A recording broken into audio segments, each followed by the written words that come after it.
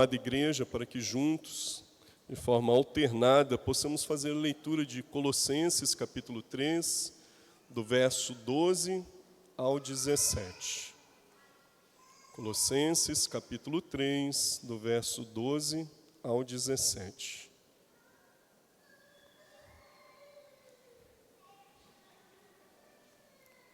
Me comprometo a ficar com a leitura dos versos pares e peço que a amada igreja possa fazer a leitura dos versos ímpares.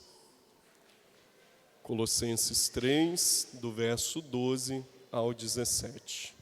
Assim nos diz a palavra do Senhor: Revesti-vos, pois, como eleitos de Deus, santos e amados de ternos afetos de misericórdia, de bondade, de humildade, de mansidão, de longanimidade.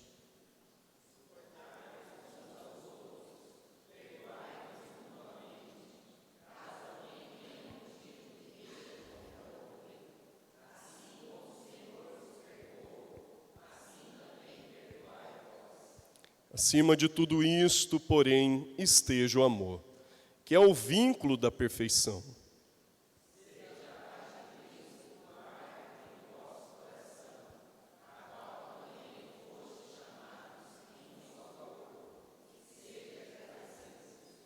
Habite ricamente em vós a palavra de Cristo.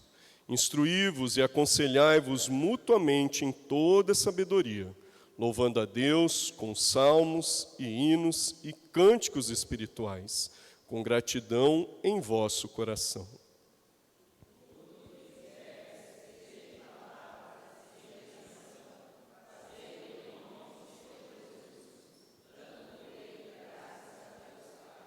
Amém. Oremos mais uma vez. Ó Deus, nós suplicamos que o Senhor assim esteja falando, direcionando, ó Pai, a palavra certa, a palavra que se faz necessária no dia de hoje, para podermos sair daqui realmente edificados pelo Senhor. Sabemos, ó Deus, das nossas limitações e pedimos a Ti para que o Senhor realmente possa utilizar-me como um instrumento em Tuas mãos e os ouvidos daqueles que estão agora atentos e à espera do que o Senhor tem a dizer, possa realmente, ó Deus, estarem compenetrados ao que o Senhor quer nos ensinar. E que assim seja, para a honra e glória do Teu santo e bendito nome. Amém. No ano de 2000, eu ainda estava na Igreja Presbiteriana do Areião, e por sinal ainda era bem dizer, jovem ali, saindo da adolescência. Então, para isso, interessante que um outro colega, um outro irmão que por lá também congregava, talvez um ano, não exatamente, mas próximo disso, recebeu ali uma notícia, da qual ele estava para ser ali um pai desavisado. Então, de repente, chega até as suas mãos um menino, lá com os seus 7 anos mais ou menos de idade, então hoje, ao que tudo indica, esse rapazinho já deve ser um homem dos seus 30 anos. E, por incrível que pareça, eu não sei se naquele período era muito usual, muito costumeiro, fazerem exame de DNA, mas aquele menino dali era totalmente dispensado este tipo de exame. Ele era cara crachá do pai dele. Se isso não bastasse, esses 7 anos dos quais o seu pai havia sido privado até de saber da sua existência, esse menino não teve contato algum com seu pai.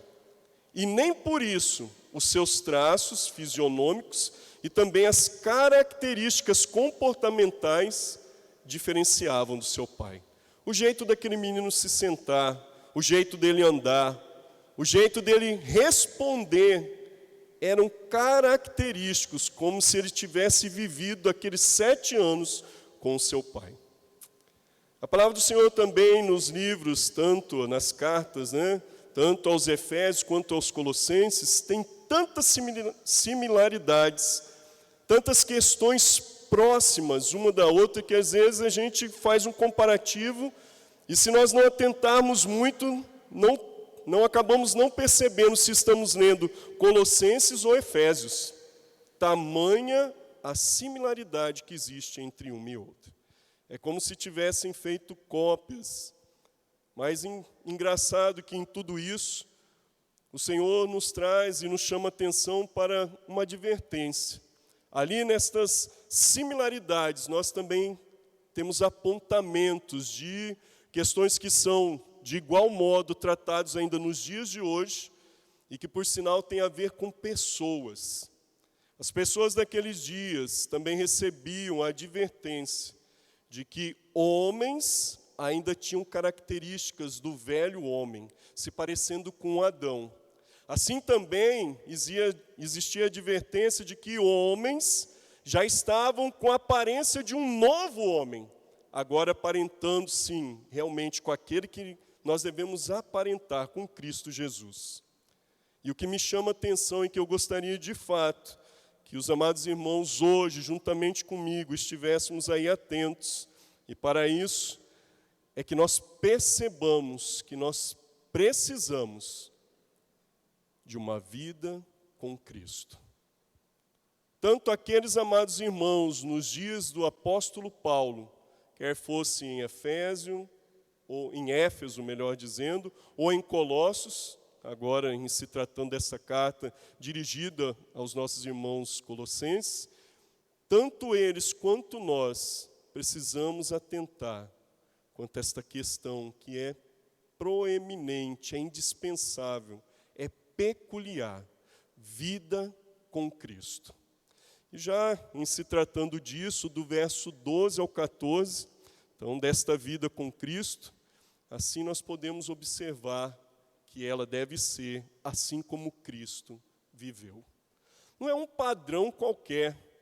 Se fosse comparado ao que eu vivo nos dias de hoje, tudo bem, mas nós estamos falando de um modelo totalmente levado a qualquer tipo de cobrança, a qualquer tipo de avaliação, em que não encontrará uma falha sequer.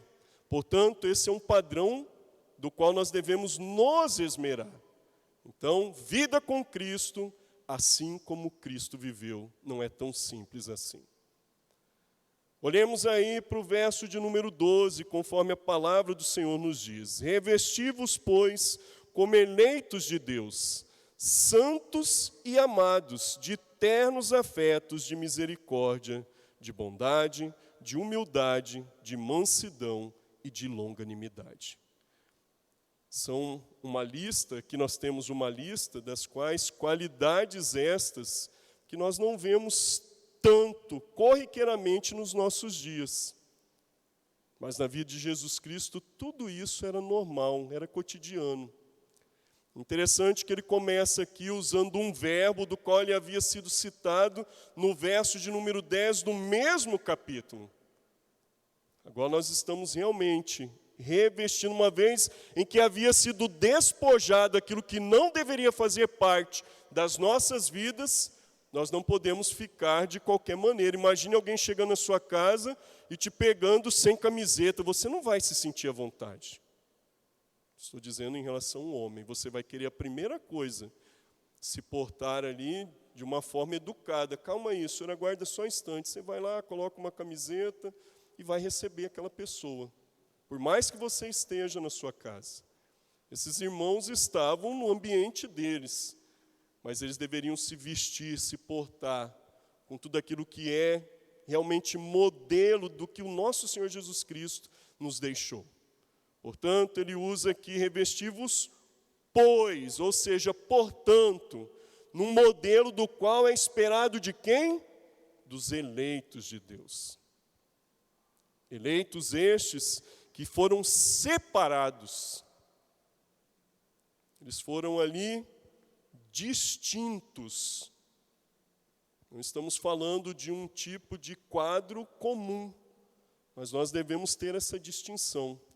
Interessante que cada um dessas qualidades que aqui foram ditas, elas não podem ser aplicadas sozinho. Você não consegue traçar aqui misericórdia se você estiver sozinho. Você precisa de um grupo. E esse grupo não necessariamente tem que estar fechado ao grupo da igreja. Nosso irmão Adnan, ontem na conversa que tínhamos, ele falou de algo que eu ainda não havia me atentado, mas que de fato ainda persiste nos nossos dias. Nós temos hoje nos preocupado em criarmos uma bolha. E tudo que nós fazemos é somente para nós. Daqui a pouco nós vamos criar um condomínio só dos presbiterianos.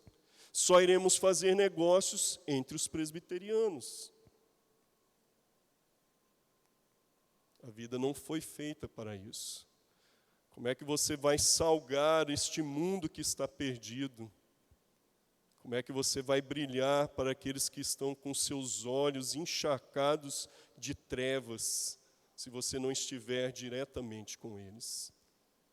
Portanto, meus amados irmãos, quando ele diz aqui de ternos afetos, ou seja, deve existir, deve brotar compaixão nas nossas vidas. Nós devemos olhar para aqueles que estão lá fora. É claro que os de dentro de casa também não podem ficar sem isso. Mas tudo que nós tivermos que exercer deve brotar com muito amor, com muito cuidado, com muita atenção. Nosso coração deve estar encharcado deste terno amor, desses afetos, desses sentimentos que agora nós iremos trabalhar um por um. Portanto, a começar pela misericórdia, eu gosto muito da exemplificação do pastor Nelson Aldigueri, lá da Central.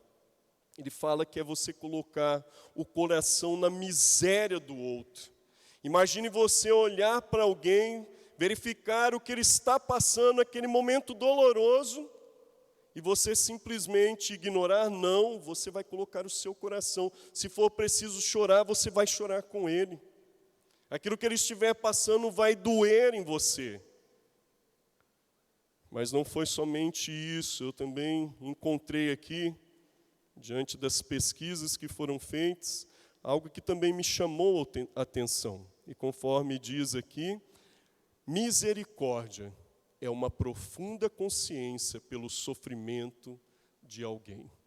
Mas não é só tomar conhecimento, é sentir aquilo na pele. E aquilo que preciso for, e o que estiver ao seu alcance, você vai lutar, você vai encarar, você também vai estar ali encorajando aquele amado irmão a sair daquela miséria de vida que ele está vivendo. Mas nós vemos que não para por aí. Assim como misericórdia, existe bondade. É uma benevolência que só pode partir do nosso Deus. Uma bondade que não fica procurando alguma coisa em troca. É o antônimo certinho de maldade. Enquanto lá nós deveríamos nos despojar daquilo que nós pensamos de mal para com o próximo, agora nós vamos agir fazendo bem para com a vida dele. É disso que nós devemos nos investir. Mas ele não para por aí. Ele avança ainda mais. E ele diz também sobre a humildade. Só que essa humildade não é um disfarce de você passar por alguém que é simples, de alguém que, por sinal, poderia chegar num lugar e talvez nem ser notado. O que eu extraí aqui, gostei muito da forma como fora tida, é aquele que não possui um conceito muito elevado de si mesmo. Antes, vivendo conforme a modéstia na apreciação em relação ao próximo, assim ele se porta.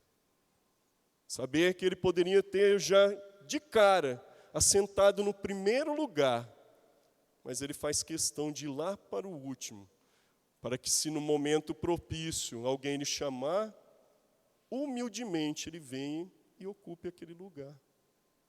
Portanto, não é retirar, não é remover títulos que as pessoas têm. Nós não estamos implicando nisso. Nós estamos falando da seriedade, do comprometimento de não querer se exaltar. Mas nós não paramos por aí. Muito obrigado, meu irmão. Que Deus abençoe.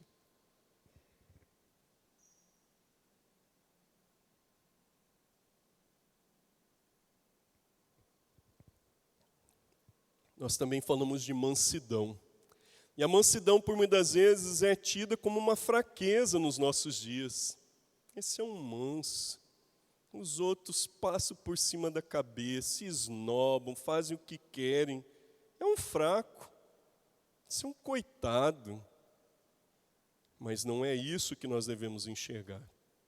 Na realidade, se trata de uma submissão sob qualquer tipo de provocação. Você pode ser provocado, mas você não vai revidar. Você não vai querer medir forças.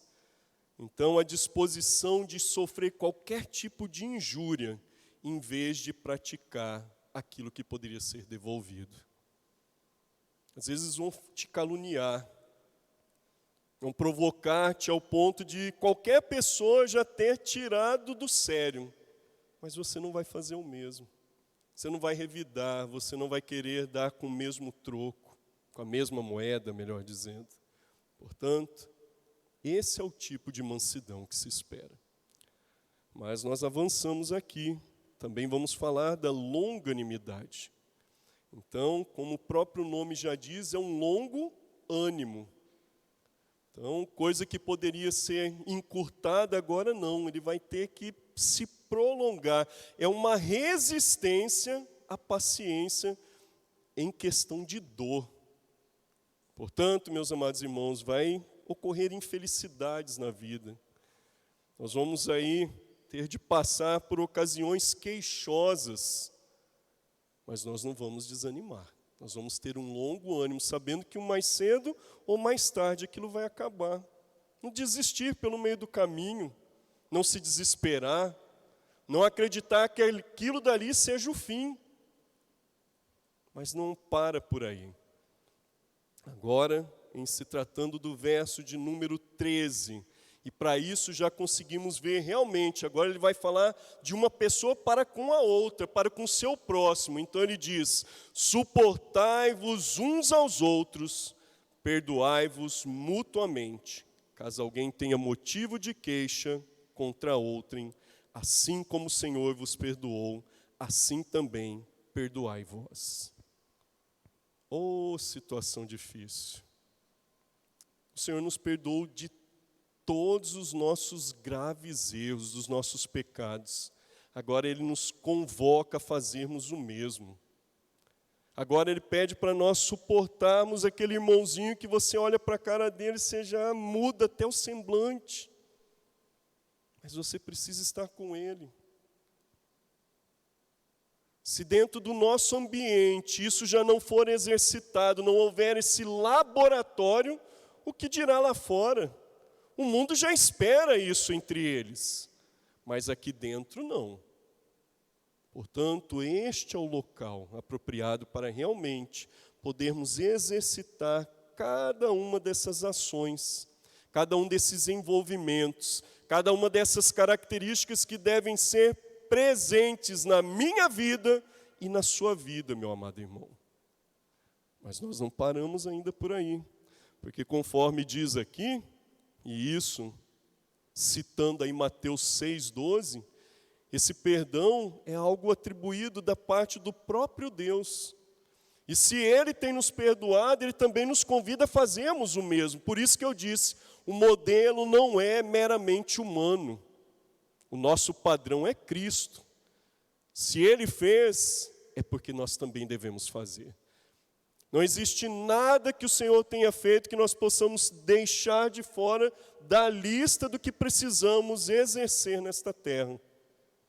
Tudo que foi ali executado pelo nosso próprio Senhor Jesus Cristo é como obra e modelo para que eu e você sigamos. E verso então agora de número 14, acima de tudo isto, porém, esteja o amor, que é o vínculo da perfeição, ou seja, esse amálgama, essa junção, essa cola, essa liga, que vai conseguir reunir tudo o que foi mencionado. Se não existir amor, nada disso vai existir na nossa vida. Você não vai conseguir perdoar ninguém, você não vai conseguir ser manso, você não vai conseguir ser longânimo, você não vai conseguir ser humilde. Portanto, no exercício, na prática, o que vai vincular, o que vai unir tudo isso que foi aqui compartilhado é o amor.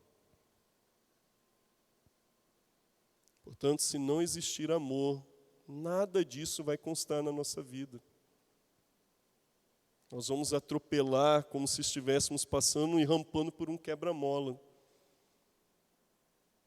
Nada vai ser potencializado, porque o que potencializa tudo isso é o vínculo do amor. Portanto, meus amados irmãos, nesta mesma medida, tornando a falar-vos do mesmo tema do qual eu propus lá no começo, vida com Cristo, assim como Cristo viveu nesses 3 primeiros versos, agora se partindo aí para os 2 próximos, 15 e 16, assim como fostes chamados. Nós recebemos um convite, mas não é um convite para ficar sentado no banco, não é um convite para ignorarmos as coisas que estão acontecendo ao nosso redor. Portanto, prestemos atenção, versos 15 e 16. Seja a paz de Cristo árbitro em vosso coração, a qual também foste chamados em um só corpo, e sede agradecidos. Portanto, a gratidão deve ser algo presente e constante o tempo todo na vida do cristão. Porque independente das circunstâncias com que venhamos a passar, sempre estaremos melhor do que merecemos estar. Nós temos uma avaliação incorreta de acharmos que o patamar que nós estamos vivendo está aquém do que nós deveríamos viver. Afinal de contas, nós somos filhos do rei. Como é que um filho do rei vai passar por dificuldade? Como é que um filho do rei vai ter tribulação na vida? Como é que um filho do rei vai ser ignorado nos lugares por onde ele for desprezado? Portanto, essa paz que deve reinar e imperar nos nossos corações é independente do que estejamos agora passando.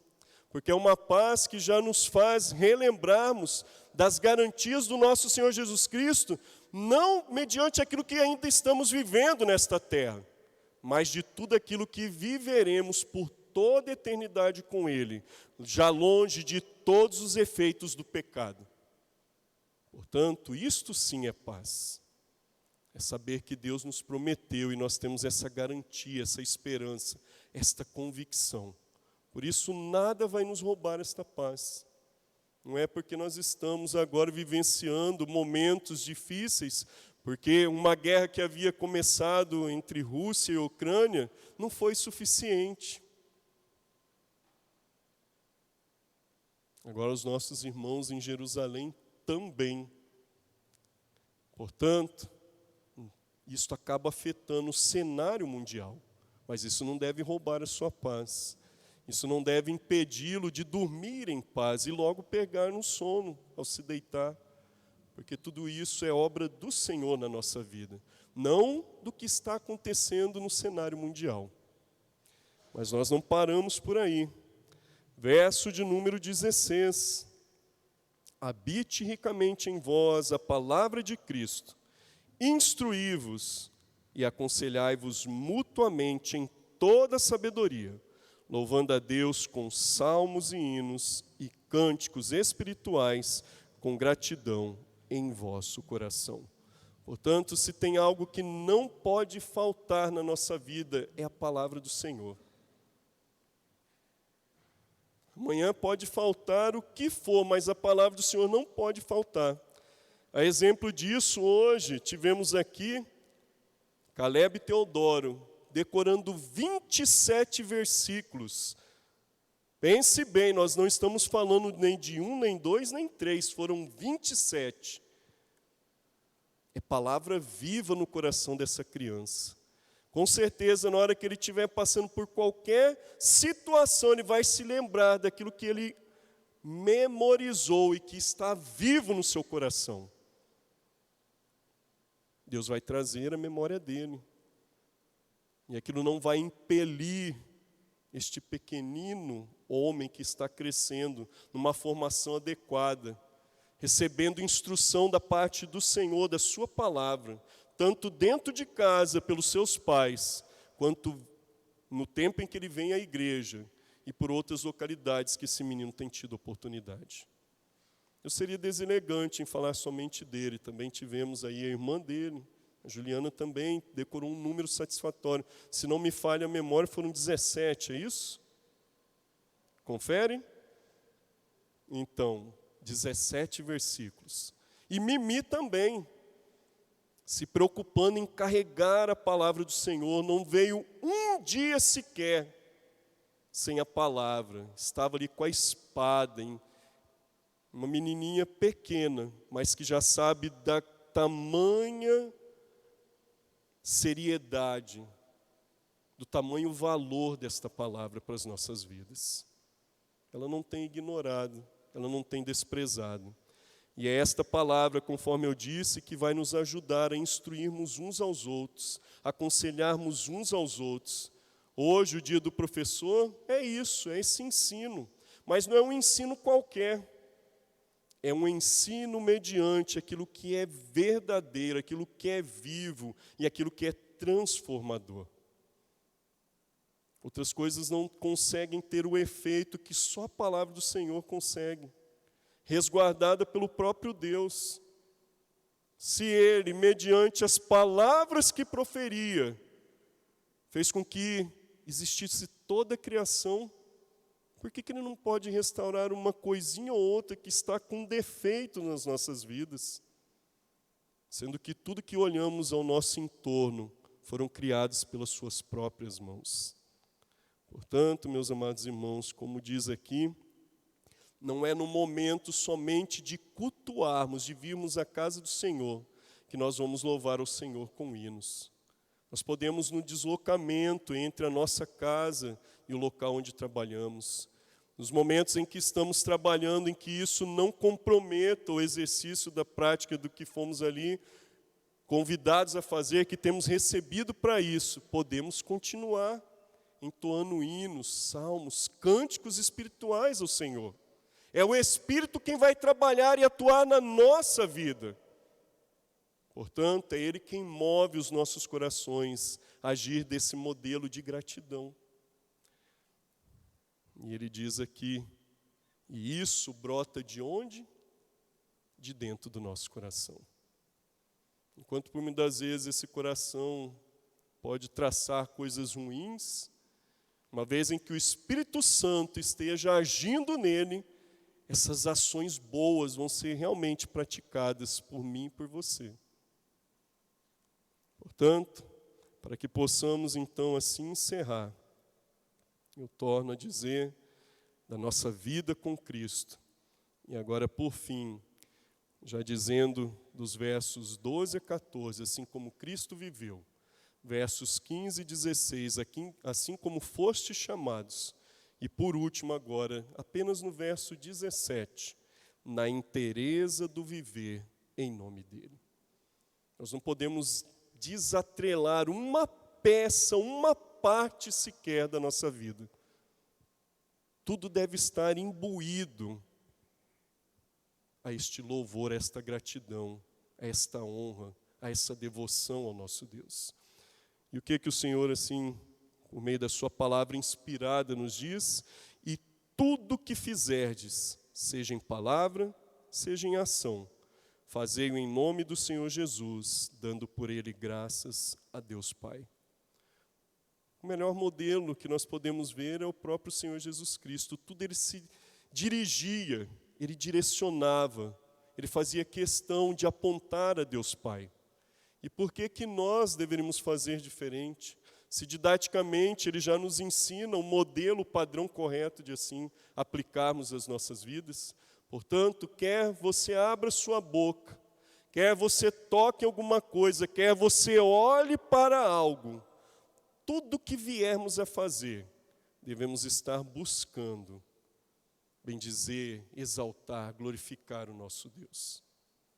A nossa vida não pode seguir um outro modelo que não seja esse. É o nome do Senhor que tem que ser engrandecido, não é o nosso. Não é porque eu estou aqui à frente que eu vou ser agora aplaudido. Não é porque os irmãos têm os cargos e funções que desempenham que vão receber aí notoriedade. Tudo deve ser dirigido, apontado, uma vez que bate em nós deve realmente ser dirigido ao nosso Deus. Todas as vezes que você receber um elogio, lembre-se de dizer isso. Graças a Deus por isso. Glórias ao nome do Senhor. Eu não tenho mérito nisso. Não é pelo meu esforço, não é porque eu sou uma pessoa aplicada, não é pela minha dedicação diária. Isso não importa. Outros também fazem o mesmo que nós fazemos. Só que eles não reconhecem a quem é devido toda a honra e toda a glória. Enquanto nós já sabemos. Se alguma coisa há entre nós que tem chamado e despertado a atenção dos outros, é porque isso é uma operosidade das mãos do nosso próprio Deus.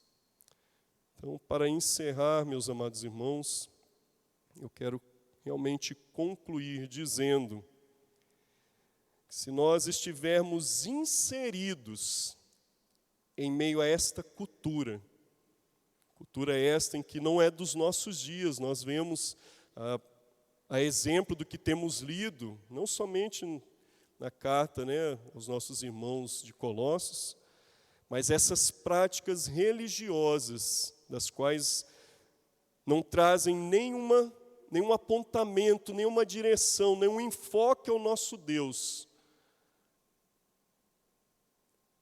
Se nós assim estivermos preocupados em vivermos nesse modelo, nós estaremos equivocados. Por isso nós precisamos fazer a diferença, assumindo a postura de uma nova sociedade, na qual nasce, cresce e se distingue por uma vida coletiva de plenitude que afeta toda a dimensão da existência humana.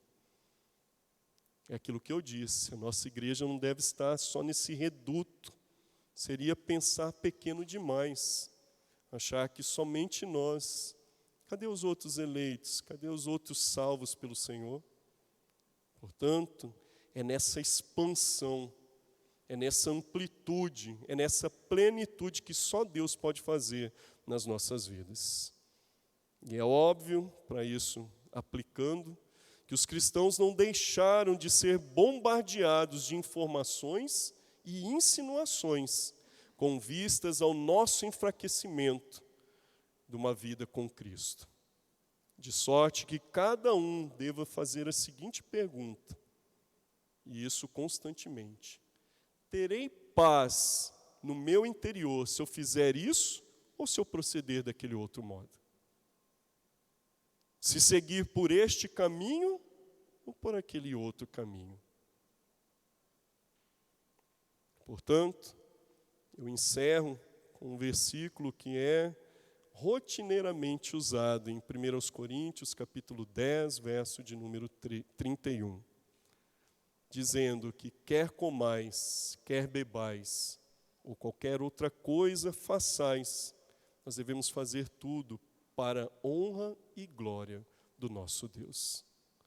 Portanto, todo esse mérito, toda essa provocação que por muitas vezes temos, é porque não temos uma vida com Cristo, uma vida definitivamente que se compromete ao padrão estabelecido por Ele. E que assim Deus nos fortaleça e nos faça não somente entender, mas nos direcione a vivermos esta vida em constância sobre a terra. Oremos. Grandioso Deus, nós estamos agora alimentados pela Tua palavra, certos de que o Senhor falou conosco, mesmo que numa medida simples, mas o Senhor fala, ó Deus, o Senhor opera, o Senhor resulta aquilo que o Senhor quer transformar em nós. Para isso, o Senhor utiliza do Espírito Santo. E é sobremodo neste nome que agora nós estamos aqui declarando a nossa pequenez. E nos comprometemos realmente, ó Deus, a nos colocar humildemente no nosso devido lugar.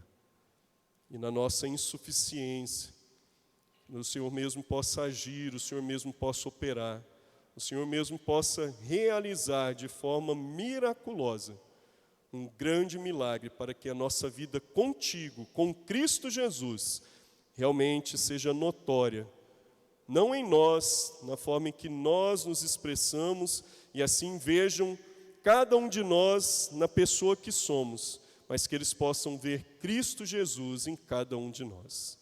Assim nós oramos e desde já nos alegramos e agradecemos em Cristo Jesus.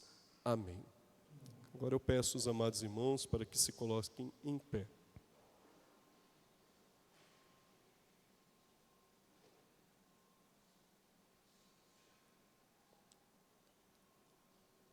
Que a graça do nosso Senhor Jesus, o amor de Deus o Pai e estas consolações que subsistem por todo sempre, sejam vistas nas vidas dos nossos amados irmãos em Cristo Jesus. Amém.